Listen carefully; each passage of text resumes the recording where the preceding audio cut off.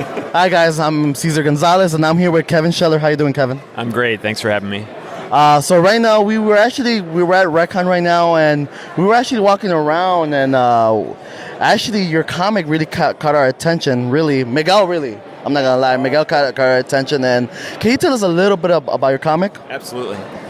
So Righteous is a story about a regular everyday fellow who has he works in a corporate office, and it's very much a corporate world, and he has a supernatural experience on one night where he wakes up and now he finds that he can only help other people, and he can't and really he can't make money for himself. Wow. So, and one of the cool things about it is that every time he helps someone, then they get it too. So it's going to spread. Okay. So really, what's the end game of this? Like a world full of them, or what's the end game? You want me to tell you the end of the story? Spoiler alert. It's, so right now we've done 3 issues. Okay. 2 are printed. They're sitting right here, and I've written up to issue 7, and it's going to keep going. Okay. So it's a long end game, and I'm going from one guy, and I'm going to an epic scale because, of course, this thing is going to spread. But you know what? We have an awful lot of conflict as well, and so this character starts off kind of like excited about helping people, but at the same time, he's the reluctant hero. He doesn't want any of this stuff to happen to him. He wants to keep making money for himself and for his family, but he can't. He just physically can't do it. And so he goes through an awful lot of struggle as a result. He's probably going to lose his job, his wife, everything. So that that's where the beginning source of the conflict is, and that's going to shift and change throughout the story. Oh wow! So really, now that I'm thinking about it, there's like the possibilities can be endless. Because let's say once he goes through that phase, then other possibilities open. Like maybe there's an alter world that comes and they want to either harvest what he has, or maybe the government and stuff like that. So possibilities are really endless. It's really cool. Absolutely. So what's your inspiration? How did you get this idea?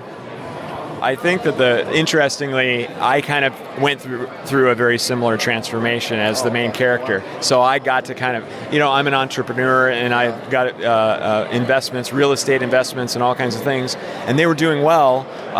But I kind of realized that I was spending all of my time and all of my effort and all of my energy into just making money for myself. And I felt selfish about that. And I had this realization that I could be putting this time and effort and money into actually helping other people. And so I started to do that and started to write the comic at the same time. Wow. So really, you're saying like maybe this is kind of based, well, it is kind of based on you. So now that you went through that dilemma and stuff like that, would you say whatever's happening to you now is going to happen a little bit in the comic book, or is it maybe more about your imagination, stuff like that? That's awesome. That's a great question. Okay, so I haven't lost my job, so I'm doing good there.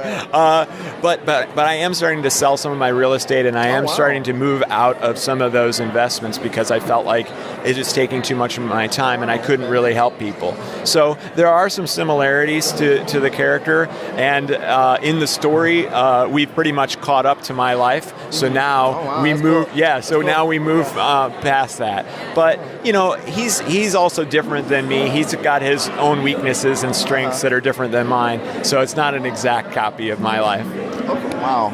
This is actually pretty cool. So me, myself, and I think Miguel too, we're really into the villains. Like we can't have a hero and then have a lacking villain. That's actually one of my one of my pet peeves. Like the villain, like if the hero is on a pedestal, I feel like the villain has to be on an equal pedestal too. So can you dive into a little bit in the villains, or? Sure.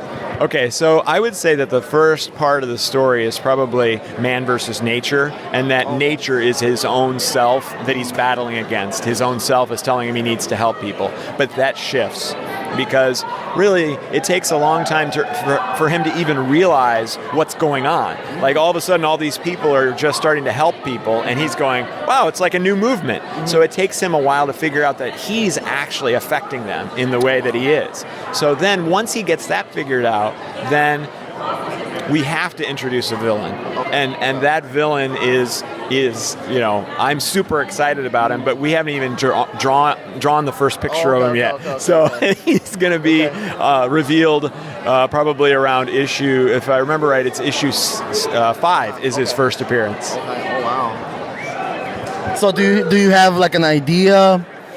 Or what are you basing your villain on? Like, is it something, a person that you knew, or is it just pure imagination? Okay, cool.